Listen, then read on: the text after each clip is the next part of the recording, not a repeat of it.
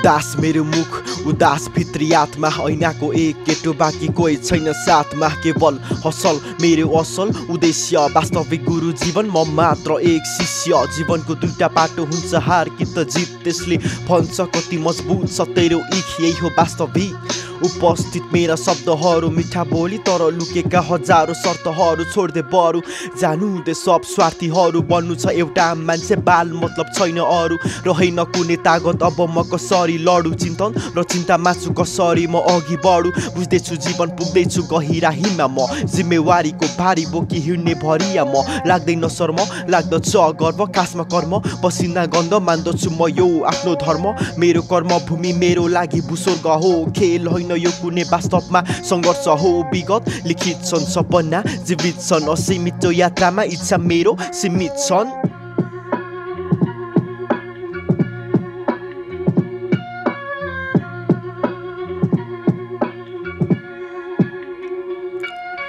सामान्य हाल खबर वर्तमान दिनका अघि बढ्ने प्रयास बिर्सी कुरा अतीतका मुखमा राम राम सबैको यहाँ तर बगलीमा छुरा खासमा किन आखिरमा असामान्य दिनचर्या सोच पाताल भन्दा माथि चाल्दैछु पाइला बुद्धि विवेक अगाडि राखी कफन बाँध्दैछु अब सुरुवात मात्र बाँकी तेरो ताला जस्तो जिन्दगीको तनै एउटा चाबी हारबाट हुन्छ सुरुवात जितको यात्रा कम गर्ने गर जाटा तेरो त्यो सोच्ने मात्राका यात्रा मात्र बन्छ सासोको पात्र घमण्डी स्वार्थीसँग गर्ने नखोज त वार्ता हिँड्न खोज पाइला चाल सफलता अगाडि जीवन एउटा गाडी मात्र छैन त सवारी ब्रह्मचारी काम छैन यहाँ समझदारीका साथ चल्न खोज र बढा आफ्नो गाडी समयको खेल यहाँ खेलाडी भने आफू नेपाली भनी मक जन्मेका लाखौं कपुत छैन सबुत कति खाए कति निकाले माओवादी नेपाली काङ्ग्रेस र साथमा एमाले